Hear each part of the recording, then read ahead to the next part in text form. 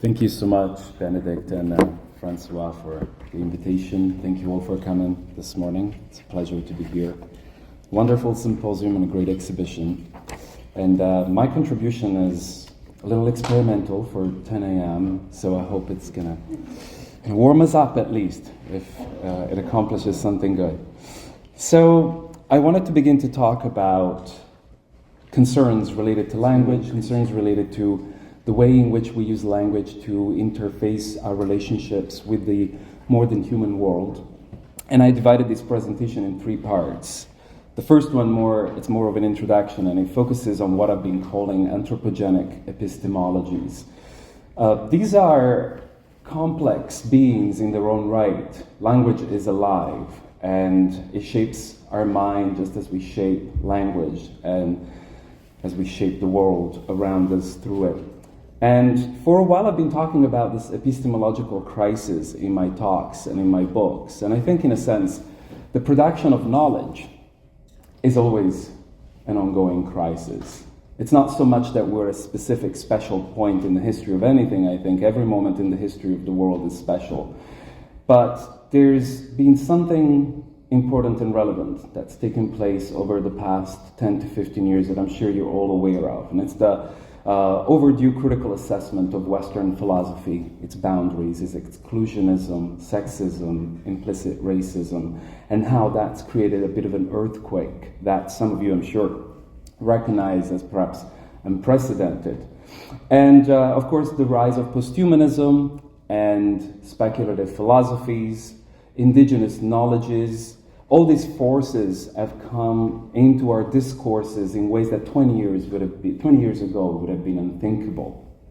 And it is in this context of this shifting geological formations of language that I started to think about formats and how sometimes the essay can become a trap, how you might want to decolonize, and yet all you have at your disposal is the tool of colonization, because that's imposed upon you by publishers, that's imposed upon you by institutions. And how can we break that mold? How can we open up that space? As well as become concerned about labels, artist, art historian. That one sends shivers down my spine most lately. It makes me feel like I should be wearing an 18th century wig and powder my face when I say I'm an art historian. So I've given that up. And how these labels trap us into doing and not doing, and how they diminish ultimately our creative potential. And in that context, in the context of my relationship with the non-human through art, as art becomes an indispensable interface in that relationship in order to access the speculative realm, I have been grappling with anthropomorphism for many years in terms of its potentials and also the drawbacks that anthropomorphism might bring to the table. My approach to anthropomorphism was very much shaped by my early years in animal studies, where at the beginning of the 2000s, very quickly anthropomorphism became a dirty word. You had to exclude it entirely from representation in order to capture some level of truth or to expose some level of truth in the interfacing of the non-human. And I felt that approach quickly led us to nothing, a sort of constant withdrawal of the non-human that disappeared into darkness that remained inaccessible. And that approach didn't really help bridging indigenous knowledges and embodied knowledges either into the conversation. So I eventually moved away from animal studies and engaged more deeply with the representation of plants in art at different times of world history and representation, became interested in symbolism and what it does when it is anthropomorphic or less so to the representation of flowers and plants and how it can objectify. I became interested in the way in which artists like Lucian Freud tamper and fine-tune a heightened realism in order to express something of the non-human that of course remains anchored into anthropomorphic notions, but that also show us how anthropomorphism can sometimes build bridges with the non-human if modulated in very careful ways. And likewise, the work of Nandi Famtambo that I discuss in my book Speculative Taxidermy accomplishes something similar. So I moved away from that radical idea that you have to exclude anthropomorphism entirely from conversations to actually think more carefully about how can we incorporate it in a way that doesn't smother and totalize the alterity of the non-human, but that it respects that alterity, whatever that might mean, which I guess it's part of what we're discussing here this morning.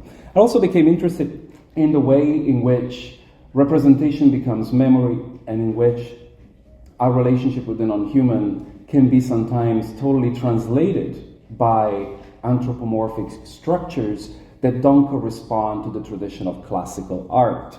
Realism and anthropomorphism are quantities that we have inherited in the West from classicism, at least in some part.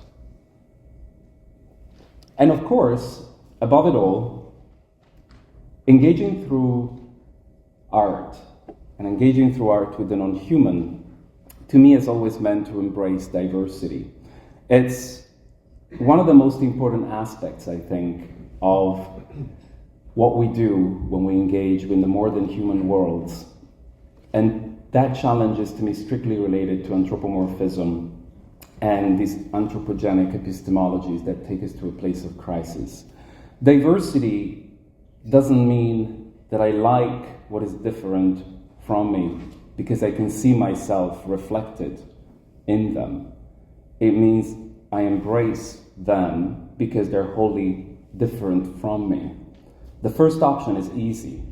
And that's what classical art has educated us to do all along. And that's what's created the exclusionism of classical art that has reinforced the exclusionism of Western philosophy and thinking more in general. And I think there is an opportunity in our discourses related to the more than human world and trying to come to terms with its radical diversity that can also apply to our relations and the ways in which we develop our society. Although I am very critical of being too positive, especially early in the morning. And I feel that there's something there that, again, needs a lot of fine-tuning. Nature cannot provide positive role models for us that we can unproblematically adopt, cut and paste, and overlap to our thinking. The process is much more sophisticated, complicated, and it requires a lot of difficult negotiation. And the field of queer ecologies has really helped me through in these transactions with the more than human world, in these negotiations that are complicated. These are some of the names that have inspired my work. Once again, in line with my idea that we have to be very careful with formats and not allow us to trap us too much into pre-encoded coordinates. I've been drawing references from poets as well as artists, as art historians, philosophers, thinkers, just like freely as they come. And these quantities have very much informed my work on Antenna, the Journal of Nature and Visual Culture, which is also aiming to break down boundaries and disciplinary confinements. And that is now old. It's like 63 issues down the line. It's like 17 years old. You know, when you start a project, you don't know how long it will carry on, and then somehow the project becomes you, and you don't know what to do with it.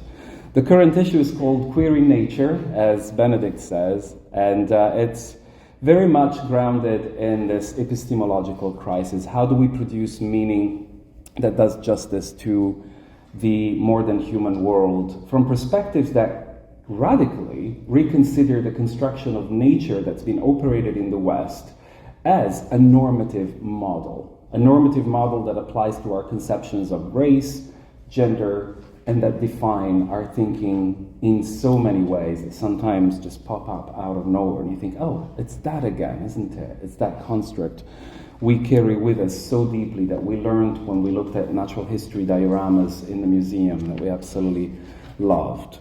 So when I was invited to participate in this symposium, I had the pleasure to investigate the artists in the exhibition.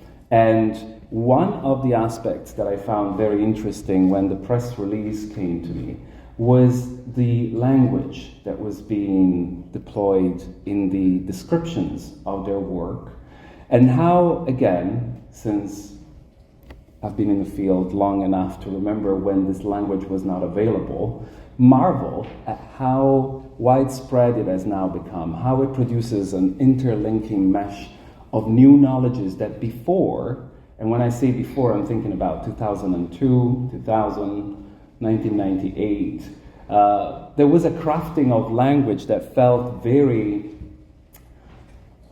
laborious, difficult. There was pain in the crafting of this new language. And now seeing that so much has been added to the original glossary is extremely heartwarming. And I still bear in mind the idea that, of course, it's just the beginning of a long journey.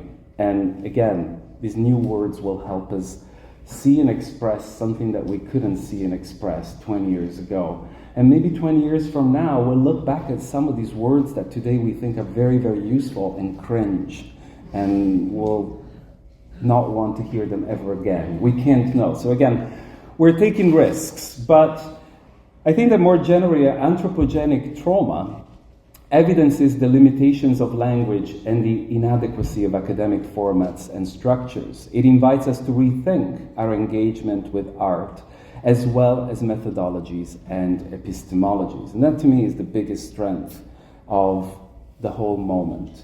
It's about rethinking absolutely everything. It's not disciplinary focused in any shape or form. So, I'm not an artist. That's the title of my next book that comes up, will be published at the beginning of 2025. I don't make art. I don't want to say that I don't believe in art. I believe in art other people make.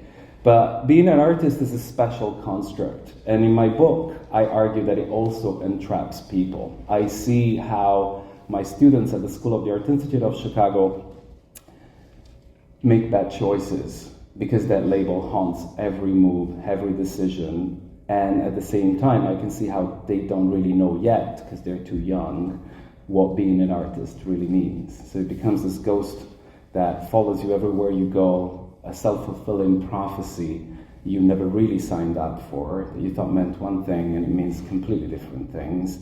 And before you know it, it's too late to change your path. It's a different talk. But what I wanted to explain is that I'm going to show you something that some of you might think it's art. Don't think about it that way. It's a thinking process. I like to cut and paste. I like to splice, put together images. I like finding images and putting them together with sounds, words, to see where they take me thinking-wise. And oftentimes my work comes from circumstances, and it manifests and withdraws in unexpected ways. Sometimes it emerges and then it kind of disappears and then it trickles up. It's like a water flow sometimes. And in 2021, I was invited by Nature, Art and Habitat, an eco-laboratory of multidisciplinary practices that focuses on the relationship between nature and culture, to respond in some kind of video format to the very famous Aldo Leopold 1949 Thinking Like a Mountain. And I started to think, what can I do? Response. I like that. It's so much more interesting than writing an essay. And I came up with this response, which is a 3 minutes long video in which I collate like found footage and read out some considerations about what it might mean to think like a mountain in 2021. So I'm just going to play this for you and then come back.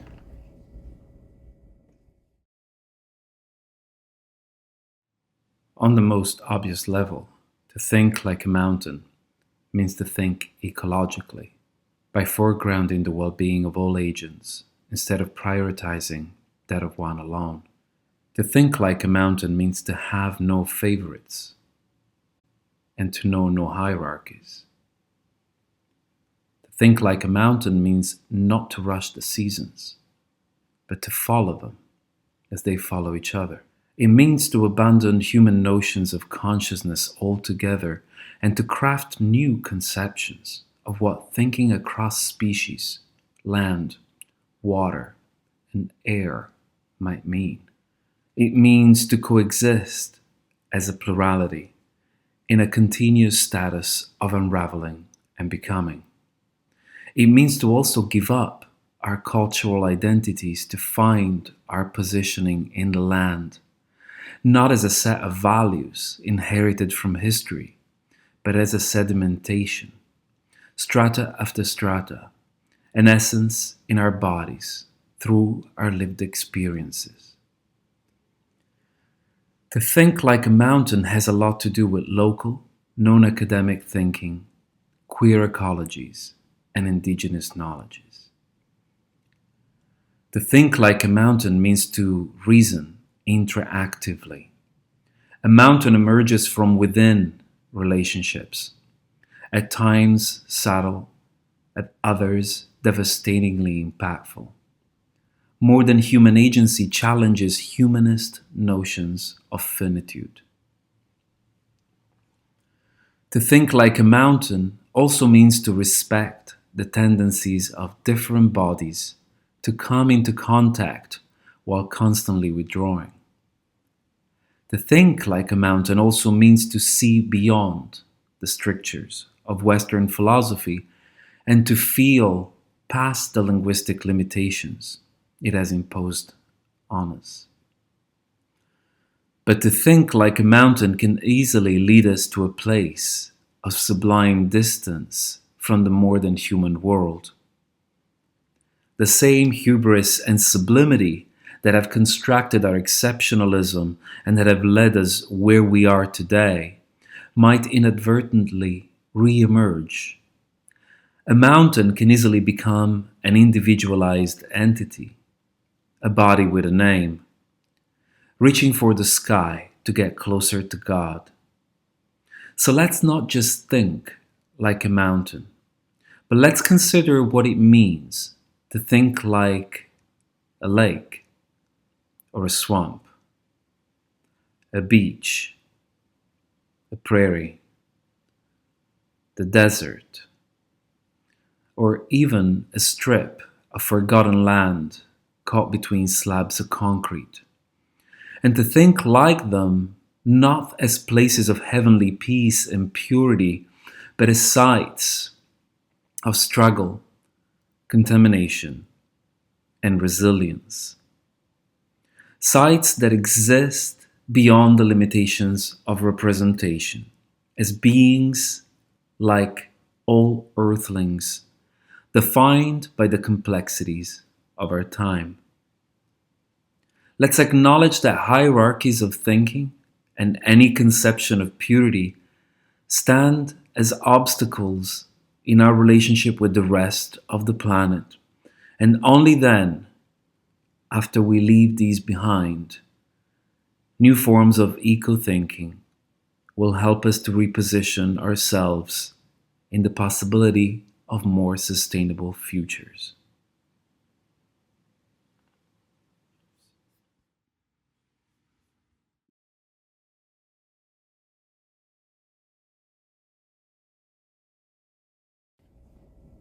So this video work, I guess we could call it, ended up traveling through a network, very unexpected, of film festivals in Europe. And it just kind of led to thinking more about what can be expressed beyond the traditional format that I've been trained through. And it resurfaced last year when, in 2023, curator Gabi Scardi talked to me about the work of a very interesting Italian artist. The film is called The Magic Mountain, and it's the work of Nicole Rubini. It's a multi-channel installation, and it's completely dedicated to the decontamination process of a quarry, an asbestos quarry that's situated in Balangero, which is a town just north of Turin in northern Italy, and that between 1918 and 1990 operated as the largest European asbestos quarry. And I was invited to write about this work and the history behind it for a book that's going to be published soon. And I just found myself at odds with the magnitude that I was confronted with the level of trauma, with the level of strands and interconnections. So once again, I began to think about the response to Think Like a Mountain and thought whether maybe there is something there I can return to. But before I show you more of what I've done, I wanted to talk briefly about asbestos, which is a mineral I'm sure you're all very familiar with, and it's very, very close to the history of Canada. Strange constellations appear at the horizon when you follow your subjects freely to see where they take you. So the magic connotation that Nicole Rubini brought to the title of her work comes from an adjective that was used regularly by people to describe asbestos. Very fibrous mineral, magical in so many ways, being used throughout the history of humankind in unexpected places. Like the Greeks used to make wicks, candle wicks with asbestos, and tablecloths, mummification bandages included asbestos. So we're thinking of a mineral that's been with us for a very long time, that it's killed us silently for a very long time, until 1924, which is 100 years exactly from now, when this lady, Nellie Kershaw, passed away at the age of 33 because of exposure to asbestos. And she became the first documented case of asbestosis in medical literature. So it's a watershed moment that helped communities, medical communities, governments, understanding that asbestos is one of the most dangerous minerals ever, that there's no safe way to engage with asbestos. And through my journeys, asbestos journeys, coming to terms with how extremely enamored with this material we have been over the past 100 years, I came across another strange constellation alignment, and it's actually an event that took place in Quebec, 1949, the town of asbestos, and the protests that ensued because of the growing awareness. It's a radical moment in the history of this region, this country, and the world more in general. And it's the same year of Leopold's text. It was published the same year, which I thought was an interesting coincidence. And that didn't stop anybody from exploiting workers and continue to profit over a material that we knew was deadly. Asbestos became known as a gift to the world, especially during the 1950s in the United States, as its popularity grew and grew. And collect your pieces of asbestos, by the way, if you haven't got one. And Quebec supplied 85% of the world's asbestos at that time. And there's a darker turn. As you know, asbestos ended up a little bit everywhere in places where it really became deadly in unnecessary ways. But there's a darker turn that involves Canada as well. The export of asbestos at the rate of 350,000 tons per year to India, where asbestos is still legal, but it cannot be mined while it's been made illegal in all forms in Canada in 2018. So for many years, Canada has supplied India with asbestos, with, of course, dreadful repercussions involving the health of everybody in a country who works in disadvantaged and unmonitored situations. So again, the challenge of dealing with anthropogenic trauma, what it does to language, what it does to my conception of these constellations that are not possible to really outline in an essay format. I just think it would be trivializing and brutalizing Nicole's work by trying to explain all of this. So I wrote a text that it's experimental and that works similarly to Think Like a Mountain. I'm just going to read that to you and then disappear. Time is not now. Time is not today. Nor was it yesterday. Time is not this month.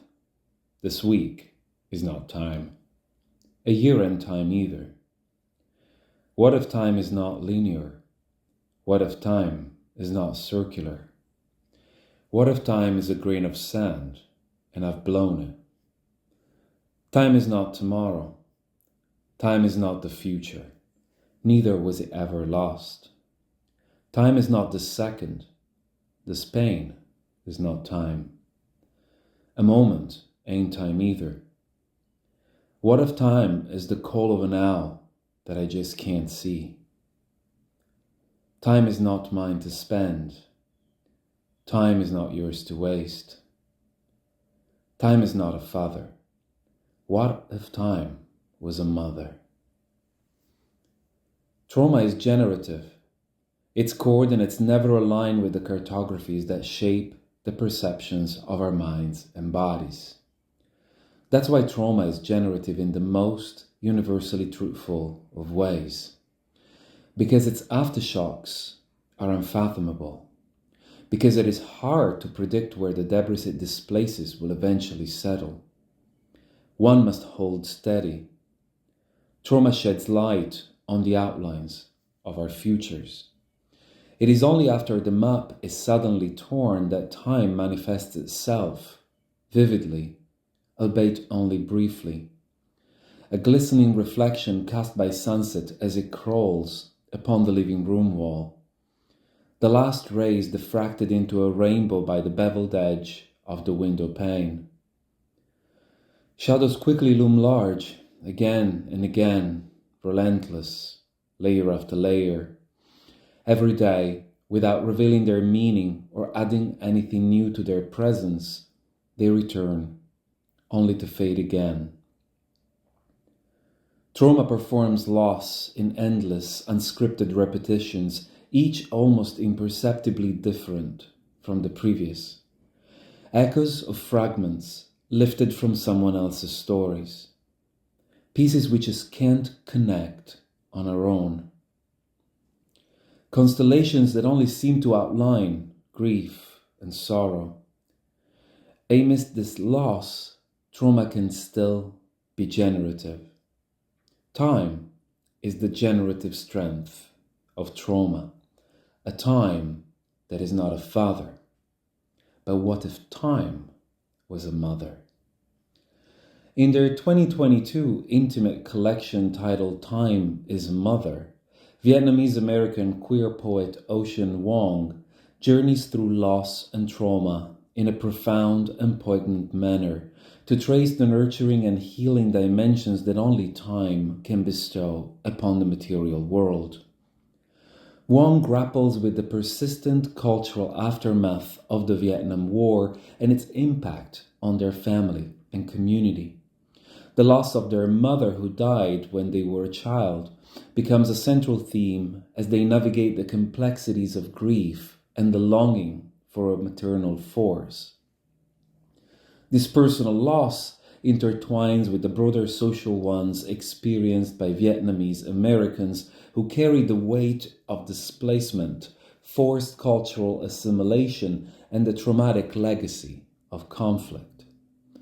What does it mean to lose a mother and to still, in the bottomless emptiness of that very trauma, to recognize new forms of mothering that can replenish what at first seemed irremediably empty, not for good, nor alone, but as a part of an open-ended and collective process of regeneration that knows no past. Under certain circumstances, often unpredictable, sometimes unknowable, supported by time and more time, a mothering could be born where previously only emptiness reigned. Mother Nature died at the dawn of the Anthropocene, but she did not vanish. She became new timescales, new plateaus, new becomings. Loss and trauma, we found ourselves orphan at the dawn of the nuclear age. Time could only be a father in the mind of humanism, where thinking was woven together by patriarchal threads. There, Mother Nature was reliable but capricious, Father Time was inflexible and relentless. It was Father Time who calibrated Mother Nature's biological clock. He governed her desires and urges. It was Father Time who said, enough. Father Time's tight embrace ultimately could only smother. It was drenched with anxiety. It was filled with fear. We like to say that time goes by, but time is not transient. It cannot travel. It cannot hide. But what if time was a mother? As a mother, time cares. Those aspects of life that continue without us are time motherings. The duration of the Earth's orbit around the sun, that of the moon around the Earth. The waves of the sea can't be stilled at our will. We can cut down a tree, but we can't stop it from regrowing in the same place, from roots, or elsewhere, from seed. And even when we try our hardest, when we burn every branch, we can't stop the ashes from mothering other plants. But it is only through time that these generative processes can unfold and bestow the mothering this Earth's life depends upon. Mothering can't always provide shelter. It can't always keep safe. But it can nurture. It can perpetuate. The gender of mothering is relentlessly fluid. It generates itself and regenerates otherness in the face of a loss that only trauma can unravel. But when it does, the new generation won't be the same as that which vanished. Time's mothering knows no right nor wrong.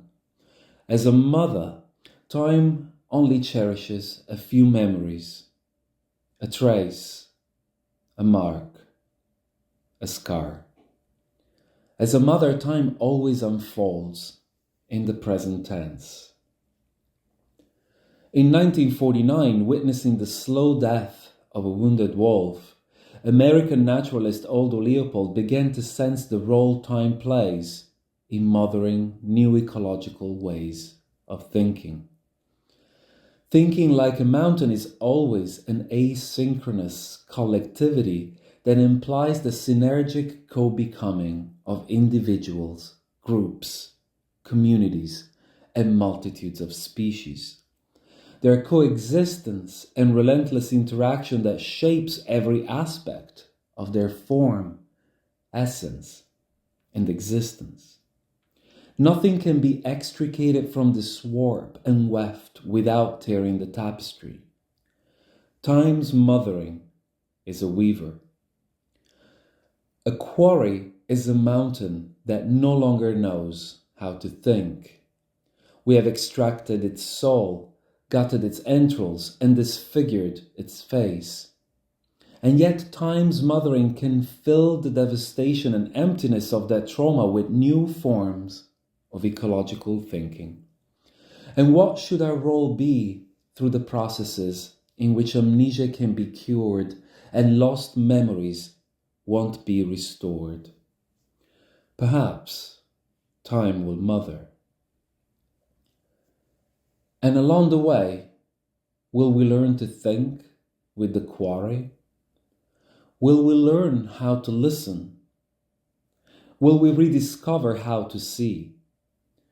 Will we be able to decipher the quarry's new language as it relentlessly grows into a mountain, a different one, again even after we erase the sound of its voice? What is at stake in these new forms of listening and seeing that we can only learn and craft together in collaboration with the mountain? Among the plants, beneath the lichens, under the gravel, compressed in the strata of stone, and between the fragments of asbestos, there is still room for time's mothering, for filling the emptiness of trauma with the generative promise of a future in which the mountain will think again, this time with us. Time's mothering is geological. It sediments and it molds. It makes space when none is left. The past is a trace. The weight of its presence determines the shape and color of the future. Time is not now. Time is not today, nor was it yesterday. Time is not this month. This week is not time. A year ain't time either. What if time is not linear? What if time is not circular? What if time is a lichen anchored to a rock? Time is not passing. Time is not going. Neither was it ever gained. Time is not this lifetime. This joy is not time. A moment ain't time either. What if time is the call of a whale that I just can't sing? Time is not mine to spend. Time is not yours to waste. Time is not a father. Time is a mother. I just wanted to leave you with images of what's happening with the quarry in northern Italy, where combinations of motherings that are promoted and constantly invented by plants, bacteria, organisms like lichens, the weather, are bringing new voices, new ecological voices to a land that we left behind as barren and desert-like. I wanted to emphasize as well that the regeneration that is taking place on the slopes of this asbestos quarry is not aiming to return us back to a past, because that past is gone forever. So there's no specific interest in reinstating only native species. There's an interest in helping the quarry regain a mountain identity through any species that will help at this point, because time is precious and that's what we do not have very much of. The title of Rubini's work playfully engages with different and coexisting conceptions of magic. That of asbestos, that of the regeneration, regrowth, and rebirth that she has documented. A magic that can only take place at the pace of more than human collectives that relentlessly at once have the power to mother in time. Thank you.